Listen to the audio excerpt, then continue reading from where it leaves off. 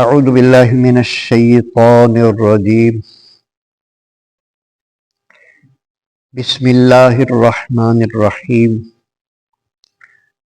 فسبح باسم ربک العظیم۔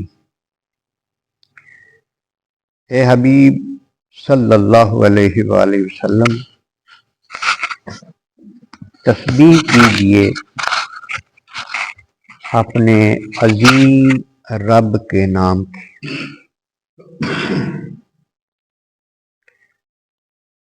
اللہ رب العزت جہاں اپنے حبیب ہمارے آقا حضور سرور کائنات صلی اللہ علیہ وآلہ وسلم کو یہ حکم ارشاد فرما رہے ہیں کہ آپ کا رب جو کہ عظیم ہے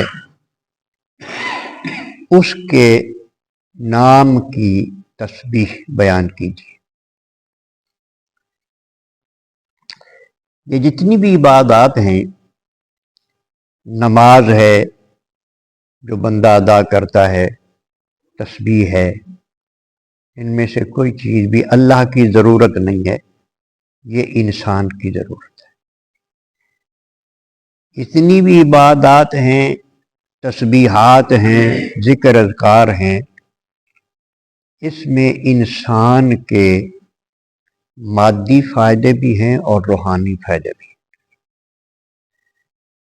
یہ جو ہم عبادات ہمارے ذمہ اللہ تبارک و تعالی نے لگائی ہیں، یہ ہماری ضرورت ہے۔ ان عبادات سے ہمارے جسم کی بہت ساری بیماریاں دور ہوتی ہیں۔ یہ سائنسدانوں نے اعتراف کیا ہے ریسرچ کے بعد کہ وضو میں ہی بے شمار فوائد ہیں۔ وضو میں جو آپ وضو کرتے ہیں اس میں ہی بے شمار، پھر نماز میں بہت زیادہ فوائد ہیں۔ تو یہ تسبیح کا حکم اللہ تبارک و تعالیٰ نے ارشاد فرمایا ہے۔ سورہ مزمل میں بھی ارشاد فرمایا وَاذْكُرِ اسْمَ رَبِّكَ وَتَبَتَّلْ إِلَيْهِ تَبْتِيلًا، اپنے رب کے نام کو یاد کر، ہر طرف سے دھیان ہٹا کر۔ نماز بھی ذکر ہے، اقیم الصلاۃ علی ذکری، نماز قائم کر میرے ذکر کے لیے۔ اصل میں مقصود اللہ کی یاد ہے۔ جو فائدہ حاصل ہوتا ہے نا جی، جس کی طرف ہماری توجہ کم ہوتی ہے، وہ یہ ہے کہ ہمارا دل جو ہے اس میں اللہ کی یاد آ جائے۔ ذکر کا معنی یاد ہوتا ہے۔ فاذکرونی اذکرکم، تم مجھے یاد کرو میں تمہیں یاد کروں۔ ہم نے صرف اللہ کو اللہ کے نام کو اپنے دل کی یاد بنانا ہے، اور اس نے ہم پر کرم کرنا ہے۔ اس کا یاد کرنا کیا ہے؟ وہ ہماری مصیبتوں کو دور کرتا ہے، پریشانیوں کو دور کرتا ہے، بیماریوں کو دور کرتا ہے۔ وہ ہم پر لطف و کرم فرماتا ہے۔ فاذکرونی اذکرکم، تم مجھے یاد کرو میں تمہیں یاد کروں۔ تو یہاں بھی اللہ تبارک و تعالیٰ نے ارشاد فرمایا کہ اپنے عظیم رب کے نام کی تسبیح بیان کیجیے۔ فلا اقسم بمواقع النجوم، میں ستاروں کے ڈوبنے کی جگہوں کی قسم کھاتا ہوں۔ اب اس میں بڑی گہرائی ہے کہ ستارے جہاں ڈوبتے ہیں اس جگہ کی قسم کیوں کھائی جا رہی ہے؟ اس لیے کہ یہ بھی اللہ تبارک و تعالی کی قدرت کا بہت بڑا کام ہے۔ یہ ستاروں کا ڈوب جانا، ستاروں کا ظاہر ہو جانا، اس میں اللہ تبارک و تعالی کی قدرت فرما ہے۔ اس کی طاقت کے بغیر یہ کام نہیں ہو سکتے۔ تو اس لیے یہاں بھی اصل میں اس نے اپنی قدرت کی قسم کھائی ہے۔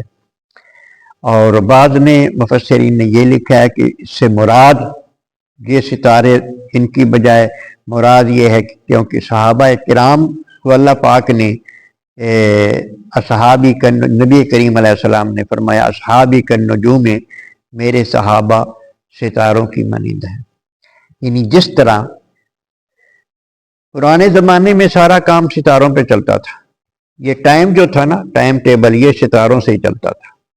سفر بھی مسافر انہی کے سمتوں کو دیکھ کر کرتے تھے کہ فلاں ستارہ اس کے فلاں سمت پر فلاں جگہ ہے جہاں ہم نے پہنچنا ہے. ستارے ہی ٹائم بتاتے تھے. ہاں جی، ہوں گھنٹے کہنے اس ویلے پار کہ جیسا. ہاں جی، ہوں کھٹیاں چڑھ آئی نے، ہوں ترنگڑ آ گئے نے. تو یہ مطلب یہ ہے کہ یہ ان کی بھی اپنی ایک تو یہ ہدایت اور رہنمائی کا سبب بنتے ہیں ستارے. اور نبی کریم علیہ الصلوۃ والسلام نے صحابہ کرام کو جو ستارے فرمایا، اصحابی کے نجوم بِأَيِّهِمْ اقتدیتم اہتدیتم، میرے صحابہ ستاروں کی مانند ہیں، جس کے پیچھے بھی چلو گے ہدایت پا جاؤ گے. ہر صحابی رہنمائی کرنے والا، ہر صحابی اللہ تبارک و تعالیٰ کی ہدایت کا باعث بننے والا ہے. تو ارشاد فرمایا کہ بعض مفسرین نے کہ یہ سے مراد صحابہ کرام بھی ہیں. وَإِنَّهُ لَقَسَمٌ لَوْ تَعْلَمُونَ عَظِيمٌ، اور اگر تم سمجھو تو یہ قسم بڑی قسم ہے، یہ چھوٹی قسم نہیں ہے. اِنَّهُ لَقُرْآنٌ کریم، بے شک یہ جو قرآن ہے یہ بڑی عزت والا ہے. یہ قرآن جو اللہ تبارک و تعالیٰ نے مسلمانوں کو عطا فرمایا اپنے حبیب صلی اللہ علیہ وسلم کے ذریعے، یہ قرآن مجید بہت عزت والا ہے. یہ عزتیں عطا بھی کر دیتا ہے، خود بھی عزت والا ہے. جو اس کے ساتھ اپنے آپ کو وابستہ کر لیتا ہے اس کو بھی عزت عطا کرتا ہے. حضرت عمر فاروق رضی اللہ تعالیٰ کی ایک روایت ہے، آپ ارشاد فرماتے ہیں کہ اسی قرآن کے ذریعے اللہ پاک قوموں کو تباہ بھی کر دیتا ہے، اور اسی قرآن کے ذریعے اللہ پاک قوموں کو سربلند بھی کر دیتا ہے. جو اس قرآن کے احکام کو تھام لیتی ہیں، ان پر عمل کرتی ہیں. اللہ پاک کے احکام اس میں ہیں قرآن مجید میں. جو قومیں اس پر عمل کرتی ہیں وہ سربلند ہو جاتی ہیں، جو قومیں اس پر عمل چھوڑ دیتی ہیں وہ ذلیل و رسوا ہو جاتی ہیں، وہ تباہ ہو جاتی ہیں. اللہ، جیسے کہ اکثریت اب ہمارے ہاں ایسا ہی ہے. تو یہ قرآن مجید جو ہے یہ عزت والا ہے. فی کتاب مکنون، ایک کتاب میں جو محفوظ ہے، اس سے مراد لوح محفوظ ہے. یعنی قرآن مجید اصل کتاب جو ہے یہ لوح، اس کی حقیقت اور اس کی اصل جو ہے وہ لوح محفوظ پر محفوظ ہے. اور لفظوں کی صورت میں اللہ تبارک و تعالیٰ نے یعنی اس قرآن مجید میں ہمارے پاس اس کو بھیجا ہے. ارشاد فرمایا لا یمسہ الا المطہرون، اس کو نہیں چھوتے مگر وہی لوگ جو پاک ہوتے ہیں. یعنی قرآن مجید کو صرف پاک لوگ جو ہوتے ہیں وہ چھو سکتے ہیں، ناپاک اس کو نہیں چھو سکتا. اس میں اہل علم نے حکم نکالا ہے کہ وہ بندہ جس کا وضو نہیں ہے وہ اس کو ہاتھ نہیں لگا سکتا. اس کو ہاتھ لگانے کے لیے، قرآن مجید کو ہاتھ لگانے کے لیے وضو کا ہونا ضروری ہے. جب بندے کا وضو نہیں ہوتا تو قرآن مجید کو ہاتھ نہیں لگا سکتا. علیحدہ کوئی کپڑا ہو، جس طرح یہ چادر پڑی ہے، تو اس سے وہ پکڑ سکتا ہے. قرآن مجید کو اٹھا کے کہیں ادھر ادھر رکھنا ہو، ہاتھ نہیں لگا سکتا. اس سے بھی نہیں پکڑ سکتا. یہ جسم کے تابع ہے. یہ قمیص جو ہے نا، یہ جسم کے تابع ہے، یہ بھی تابع ہے، اس سے بھی نہیں پکڑ. علیحدہ کوئی چیز ہو تو اس سے. قرآن مجید کا غلاف تو ہوتا ہی ہے نا کپڑا. کہیں یہ آ جائے کہ کپڑے سے پکڑ سکتا ہے تو قرآن مجید کا غلاف بھی کپڑا ہوتا ہے، لیکن وہ چونکہ جب سلا ہوا اس کے ساتھ مس ہو جاتا ہے تو پھر وہ اس کی حیثیت بھی قرآن مجید کی ہوتی ہے، لہذا اس کے بھی ساتھ بھی نہیں. اگر ہاتھ لگانا ہے بے وضو نہیں تو وہ پھر کسی علیحدہ جو کپڑا ہے اس سے پکڑ کے ادھر ادھر رکھ سکتا ہے. ہاں جس کا وضو نہیں وہ قرآن مجید زبانی پڑھ سکتا ہے، اگر زبانی اس کو آتا ہے، یا سامنے اگر پڑھا ہے تو وہ اس طرح دیکھ کے ہاتھ لگائے بغیر پڑھ سکتا ہے۔ ہاں مگر جب انسان جنبی ہوتا ہے، یعنی اس پر غسل واجب ہوتا ہے اطلام کی صورت میں یا صحبت کی صورت میں، اس کا جسم جنبی ہو گیا، اس وقت نہ اس کو پڑھنے کی اجازت ہے نہ اس کو ہاتھ لگانے کی اجازت ہے۔ اسی طرح عورت جب حیض میں ہوتی ہے، جب حالت حیض میں ہوتی ہے، جب حالت نفاس میں ہوتی ہے، وہ بھی اس وقت نہ قرآن مجید کی تلاوت کر سکتی ہے نہ قرآن مجید کو ہاتھ لگا سکتی ہے۔ جنبی حالت میں بندہ مسجد میں بھی داخل نہیں ہو سکتا۔